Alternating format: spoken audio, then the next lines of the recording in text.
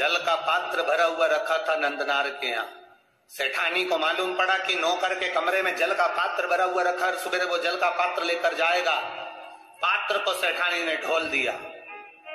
सेठानी ने पात्र को ढोला।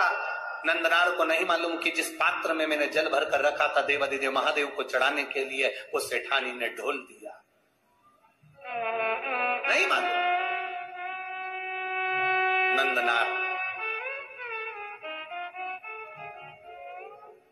एक बेलपत्र के वृक्ष के नीचे से बेलपत्र लेने के लिए गया। शाम का समय, रात्रि का समय, कहीं टूटा हुआ बेलपत्र भूमि पर भी पड़ा हुआ मिल गया। रात्रि को तो मैं बेलपत्र नहीं तोड़ सकता, पर पड़ा हुआ बेलपत्र भी अगर मुझे मिल गया मैं बाबा को चढ़ाऊंगा। खेत की चिंता नहीं, 40 एकड़ खेत अगर ये हाँकेगा तो जा पाएगा। उसको मालूम है 40 एकड़ खेत में अकेला हाँक नहीं सकता, क्योंकि बेल नहीं है। बेल की जगह मुझे हल में जुतना पड़ता है, तब तो हाँकेगा। अब कौन, तो उसको मालूम है जा नहीं सकता, पर बेलपत्र तो लाके रख सकता हूं। मेरा विश्वास करता है मेरा बाबा यहीं आकर बेलपत्र ले जाएगा।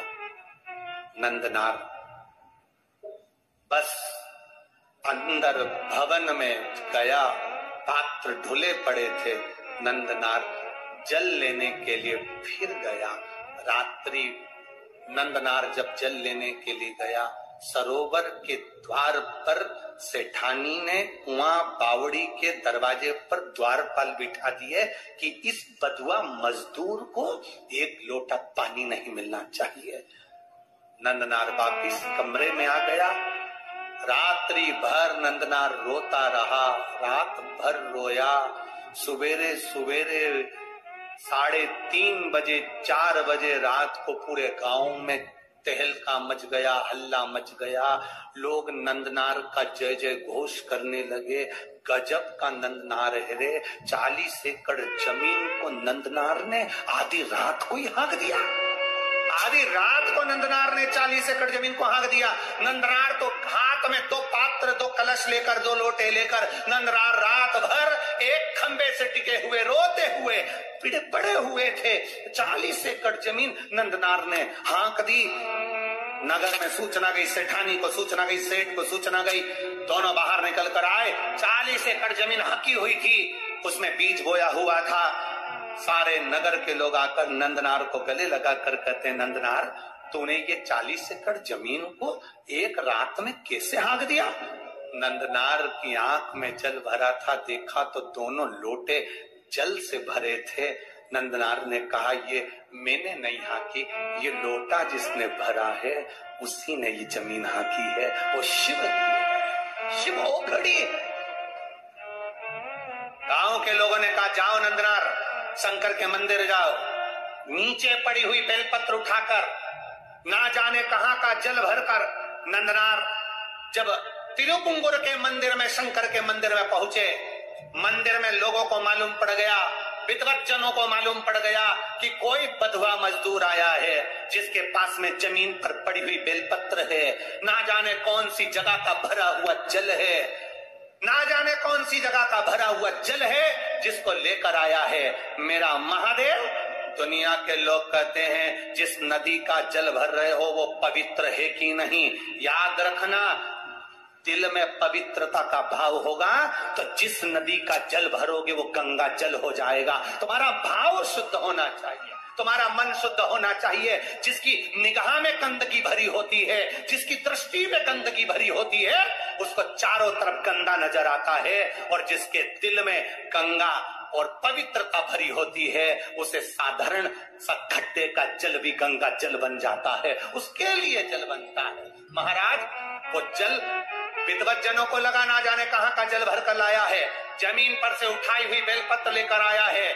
उन्होंने शंकर भगवान के मंदिर के सामने जाकर सारे विद्वज्जन, सारे दर्शनार्थी सामने खड़े कर दिए कि वो आने वाले बधुआ मजदूर को शंकर का दर्शन नहीं होना चाहिए।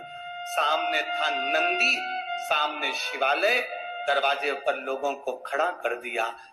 नंदनार ने मंदिर में पहुंचते से बाबा का दर्शन नहीं कर पाए।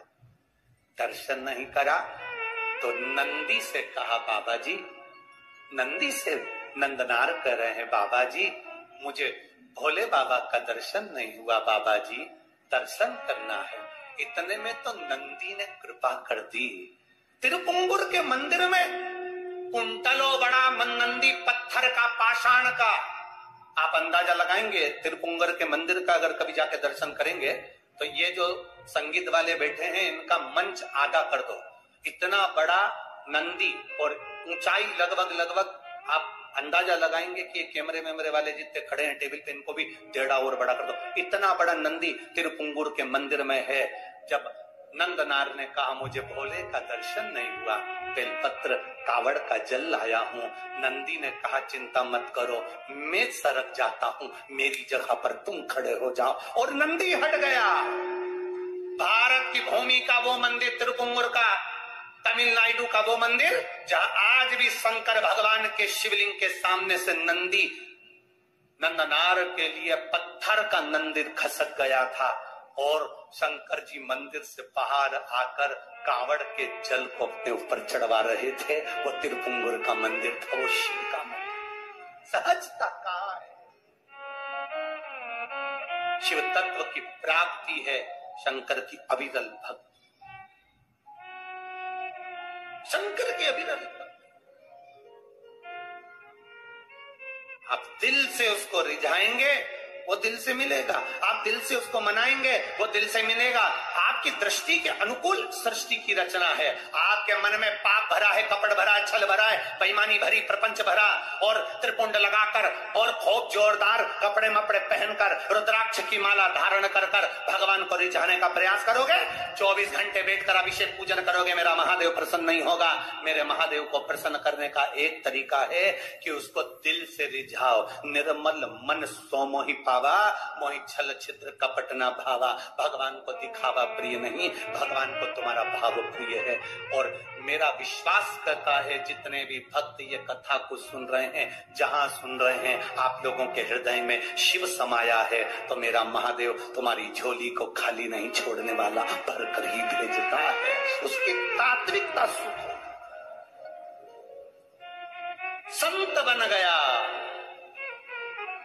नंदनार, संत बन गए। उसके बाद में उनको परिवार, कुटुंब, कबीला, कहां नौकर, कहां चाकर, किसी से मतलब नहीं। 2 लोटा जल सावन के महीने में दुनिया के लोग हंसते हैं, ये सीवर वाला महाराज तो हर कुछ करवाते रहता है। कई लोगों को बड़ी बड़ी विद्वत्ता में बैठकर बड़े बड़े विद्वान भी हमें अपशब्द कहने के लिए तैयार रहते हैं, इसमें तो अक्ल नहीं, सीवर वाले में तो लक्षण नहीं। कभी ऐसी बेलपत्र चढ़वा देगा, कभी मूंग का दाना चढ़वा देगा, कभी चावल चढ़वा देगा। आप दिल से उसको रिझाने का प्रयास करिएगा, दिल से। 1 लोटा जल नहीं, सावन के महीने में 2 लोटा जल। अगर नंदनार की कथा सुने हो, त्रिजटा की कथा सुने हो, अभी तो आगे चरित्र, जरा कांवड़ के चरित्र सुनिए तो। राम जी, माता जानकी जी कांवड़ चढ़ाने जा रही हैं, माँ जानकी स्वयं कांवड़ चढ़ाने गई, क्या जरूरत पड़ गई थी माता? उस जल के महत्व को पहचानो, सारी समस्या का हल 1 लोटा जल। और सावन के महीने में 2 लोटा जल। लोग हंसते हैं, कभी कनेर का फूल चढ़वा देता है महाराज, कभी दुर्वा चढ़ा देता है, कभी समी का पत्ता चढ़वा देता है महाराज। लोग बड़े बड़े आश्चर्य में पड़कर अपशब्द कहते, ताने देते हैं, बड़ी बड़ी पीठों पर बैठकर अपशब्द कहते हैं, निंदा करते हैं 24 घंटे। फिर भी हम निंदा सुनने को तैयार हैं। बस आपसे इतना सा निवेदन है कि मेरे महादेव की भक्ति मत छोड़ना, तो वो तुम्हें नहीं छोड़ने वाला। उसका स्मरण मत छोड़ना, वो तुम्हें नहीं छोड़ने वाला। जपते रहो पंचाक्षर मंत्र नमः शिवाय, जपते रहो षडाक्षर मंत्र ओम नमः शिवाय, जपते रहो श्री शिवाय नमस्तुभ्यम, जपते रहो राम नाम, जपते रहो कृष्ण नाम। तुम्हारे भीतर भगवान की अविरल भक्ति को प्रारब्ध से, आनंद से प्रवेश कराने का प्रयास करना, वो तुम्हारे भीतर बैठेगा, आएगा तुम्हारे भीतर, कर जाएगा।